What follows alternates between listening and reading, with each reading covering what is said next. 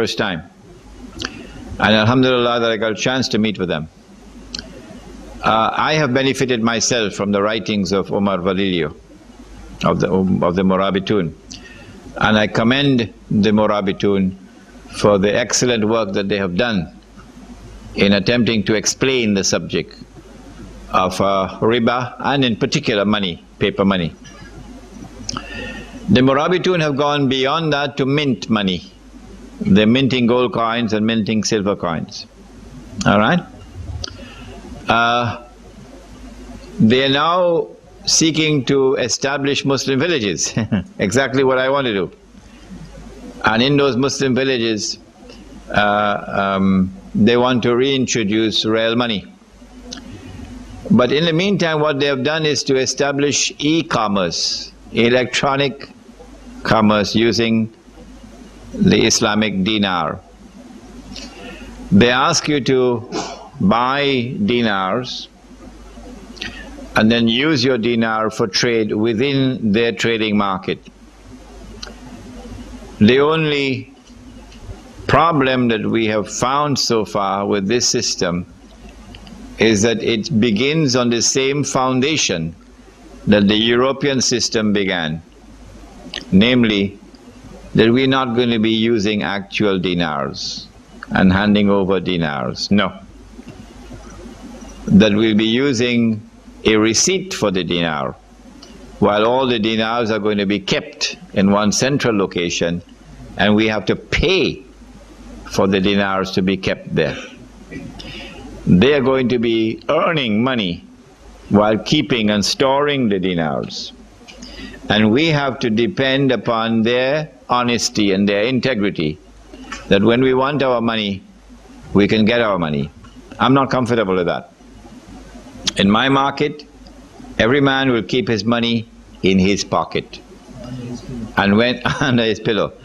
And when you buy and sell, you will hand over money the way you did it when Muhammad ﷺ was alive. We have two sisters from the two questions from the sisters. You explain that if you are paying interest, it is also a sin. What happens if in the family, if your husband is paying the riba and you're the wife, what do you do? If your husband is in riba, directly in riba, he borrowed money on interest on the bank and he's paying the mortgage, and you're the wife, you have not signed the agreement. He has signed the agreement. If both of you have signed the agreement, then you are directly in riba. If he has signed the agreement, then he is riba. He is in riba, not you. If he's putting his money in a fixed deposit and earning the interest, and then using that interest to support the family, then not only is he consuming riba, but you're also consuming riba, and your children are also consuming riba. But if he's only paying riba, not taking riba, then he is in riba, not you. However, you're now living with a man whom the Prophet Muhammad ﷺ has cursed. No woman should ever want to continue to live with a man who has the curse of the Prophet upon him. So what you do is you inform your husband, either you get out of riba or I want out of your life. He will then respond and say, well, you can leave if you want to leave, I get somebody else. Or he can respond and say, no, I'm wrong, I promise you, I'm going to get out of riba. In which case, you thank Allah that your husband has seen the right path, and you now assist him and encourage him to try to get out of riba. And both of you pray to Allah for help. What do you do with interest when you take it out of your account?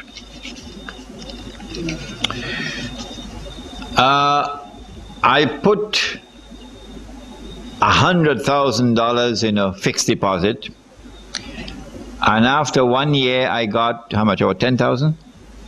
About 10,000. And I now have this $10,000, which is riba money.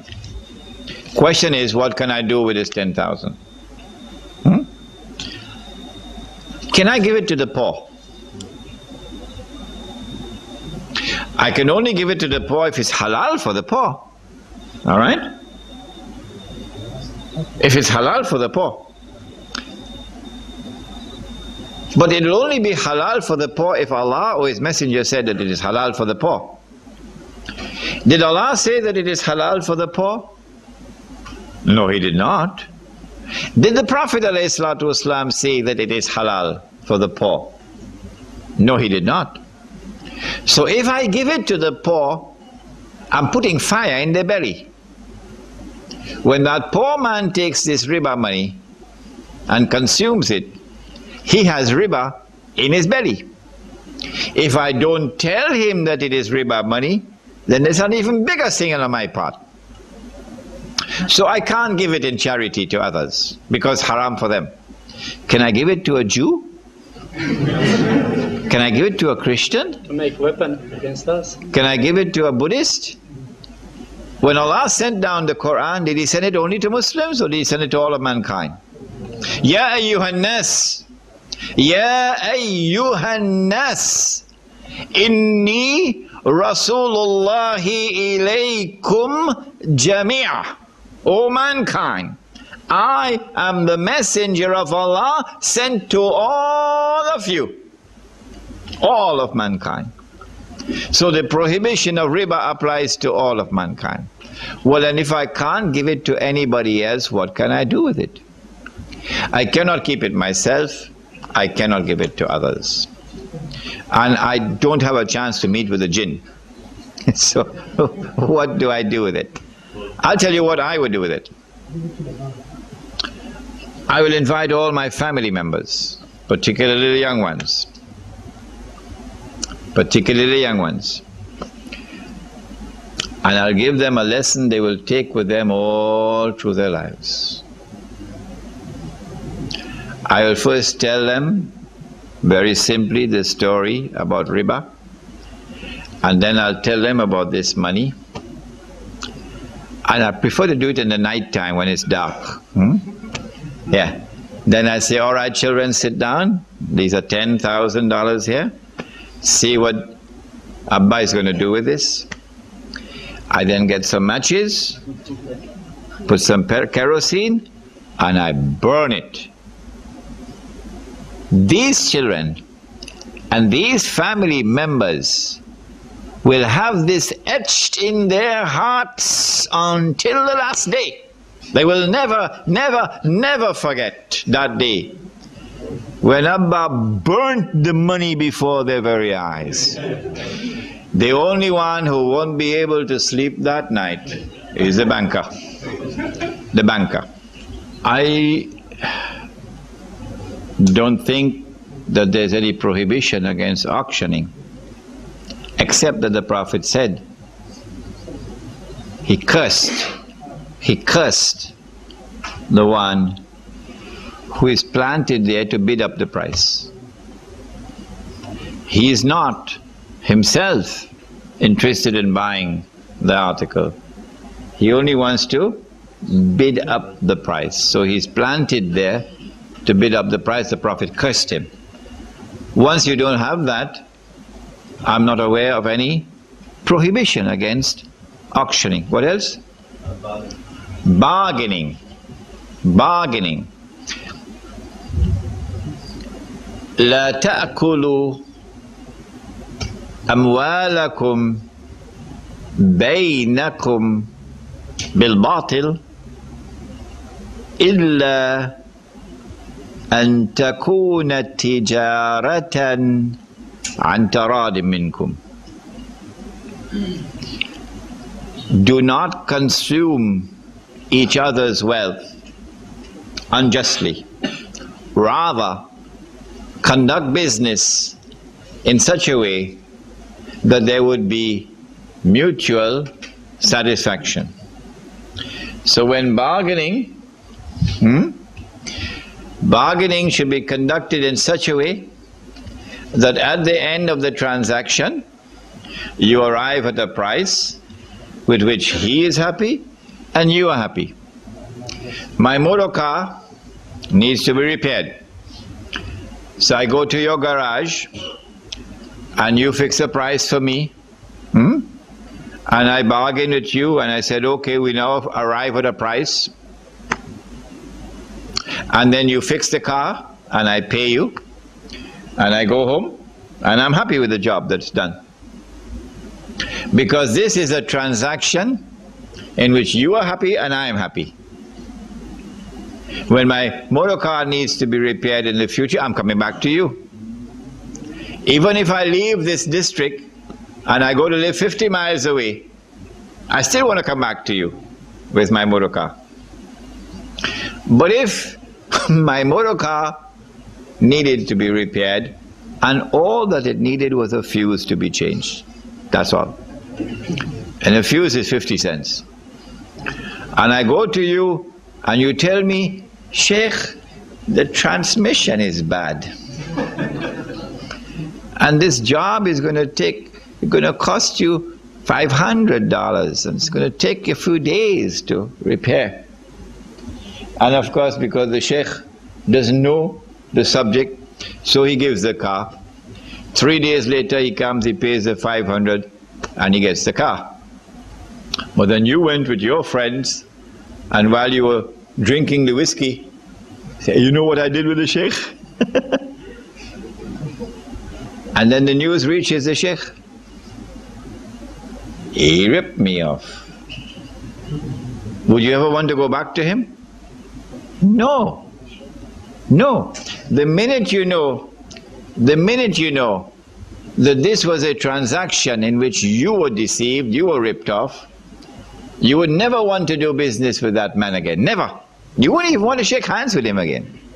So the principle involved in bargaining, the principle involved in setting a price, is that there should be mutual satisfaction. Islam has not fixed any price, no. But Islam has fixed a norm of mutual satisfaction. Shall we have one more question? Is that in reference to Muslim dealing or different parties? The market does not recognize a Muslim from a non-Muslim.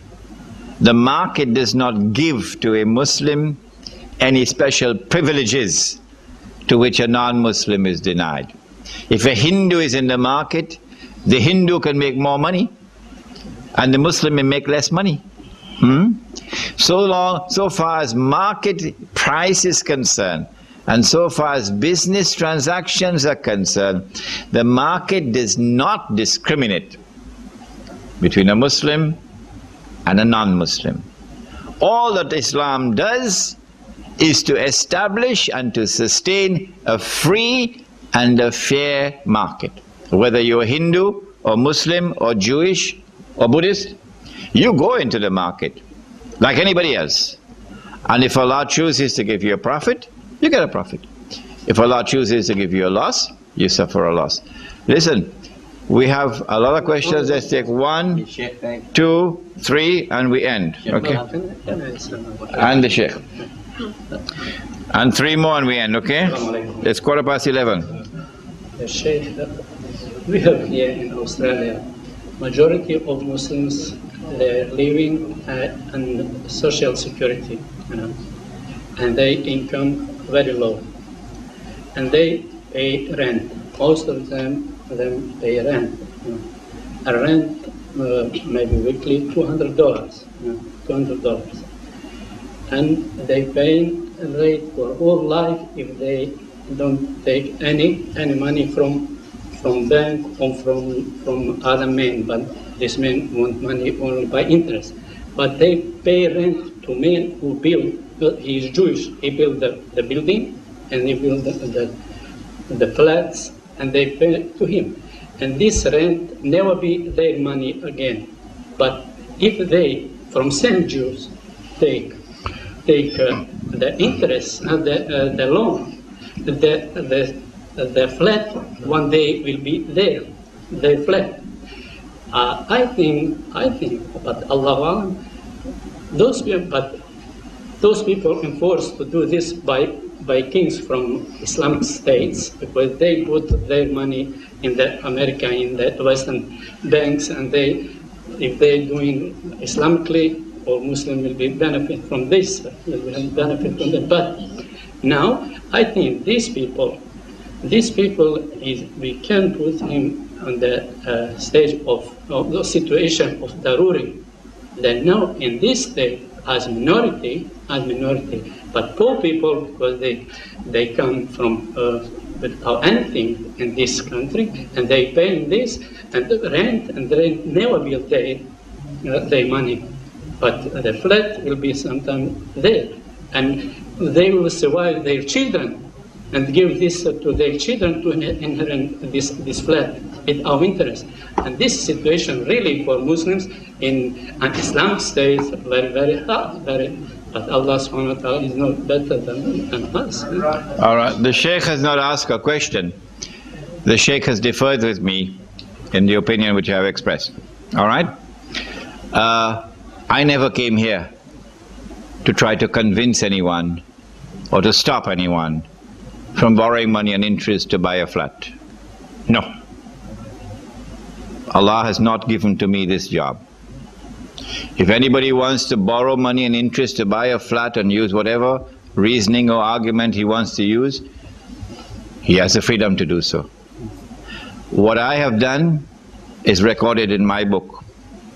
What I have done is to teach the subject and explain to you the subject to the best of my ability. Having done that, it is now for you to decide whether you want to accept the explanation I have given, and if you have accepted this explanation, to then act upon it. All right? I have done my job. 1, 2, 3. Yes? There's an institution in Sydney called the MCCA, and they lend money on the principle that they buy a flat and the amount they buy is all you pay back. But let's say, for example, you bought the flat for $1,000 or whatever you bought it for. You pay rent to them according to how much you pay back. So let's say you pay half the flat back and pay half the rent at the market value. In order for this principle, this method to work, to be halal, the house is on sale for $100,000. I put up 10,000.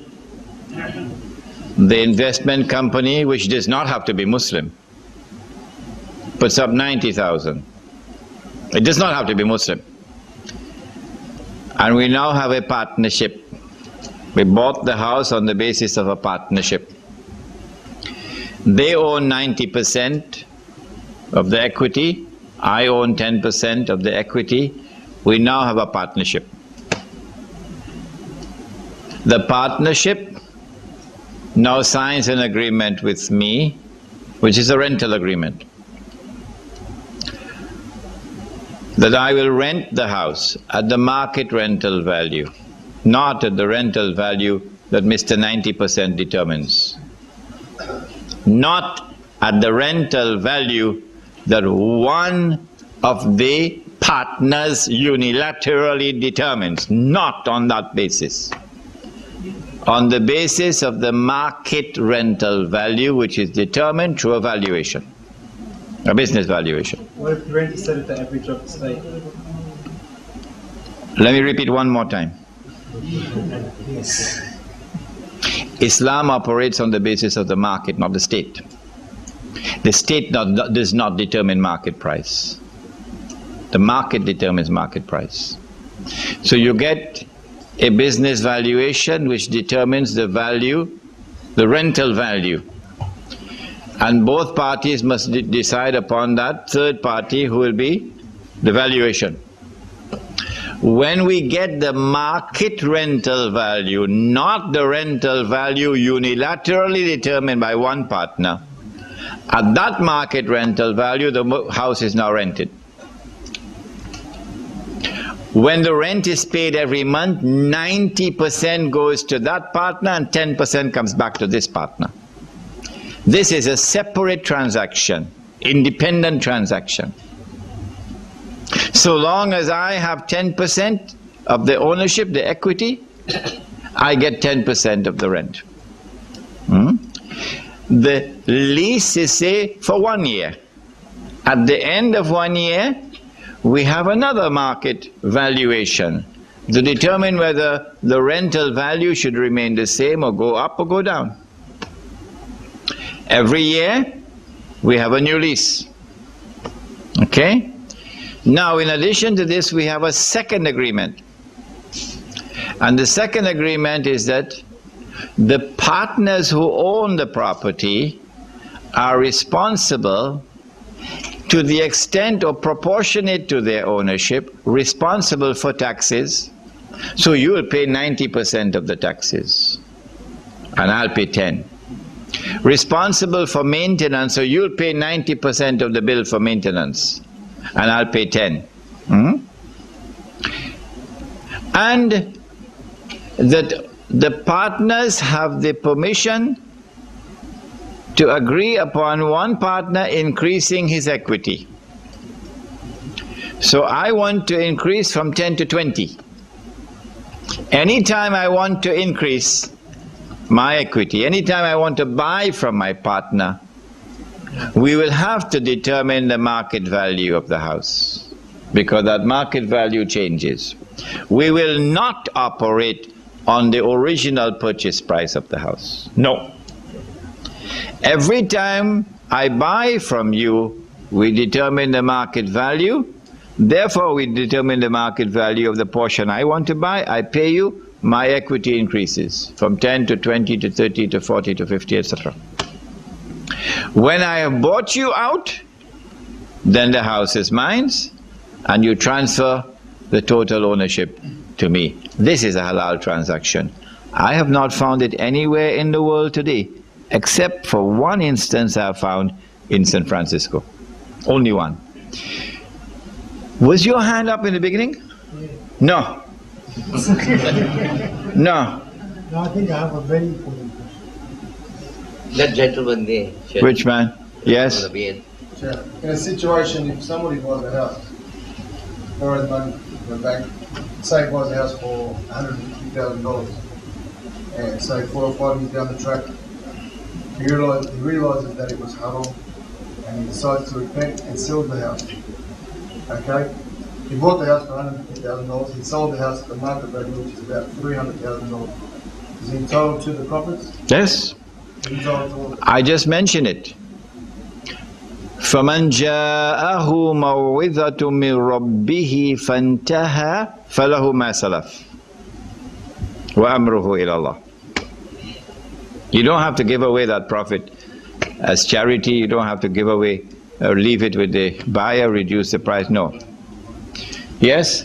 I just want to know the charges. Is that Riba too? Because like you send money overseas, they put the charge in that too. So is that Riba? If money is being transported, then the person who receives it is not using that money. It's just in a bag. He has no access to that money.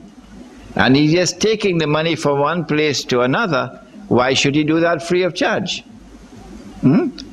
Why should he do that free of charge? He's taking his time, he has to use his horse, his Toyota Camry. So, to move money from one place to another, all right, that is something for which you should have to pay the person who is working. However,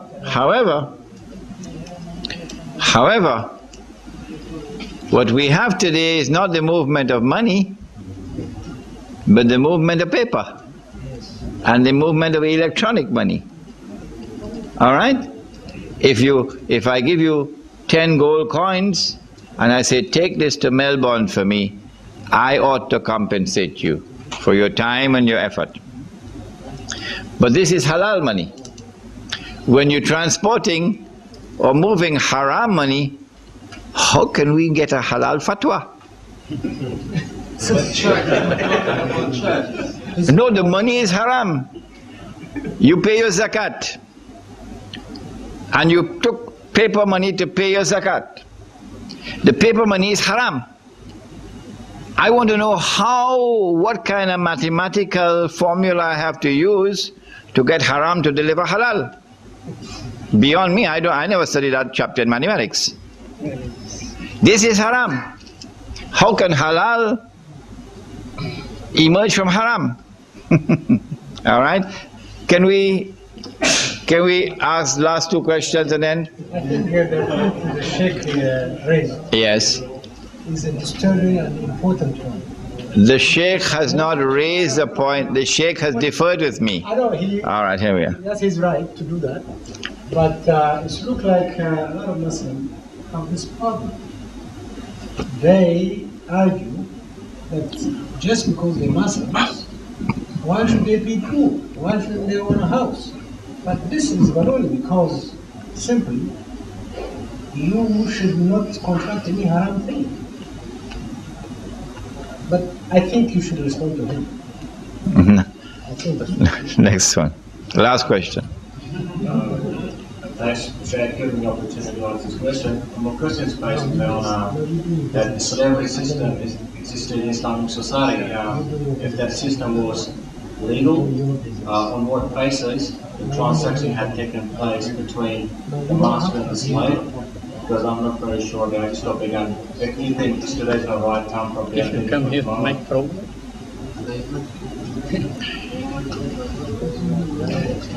Islam did not institute slavery. Islam responded to slavery with reciprocity. Reciprocity. Because we responded to slavery with reciprocity, there was buying and selling of slaves. That was a halal transaction, not an illegal transaction. Once it's a halal transaction, there's no riba there unless there's deception. Once the enemy stops enslaving our people in warfare, we reciprocate. We would not enslave unless Allah commands enslavement, because Allah has done that. Allah has ordered the people to be enslaved. So long as the enemy does not enslave our prisoners of war, we will not enslave their prisoners of war. There is no other means through which people can be enslaved. All right? ربنا تقبل منا إنك أنت السميع العليم وتب علينا يا مولانا إنك أنت التواب الرحيم برحمتك يا أرحم الراحمين آمين يا رب العالمين.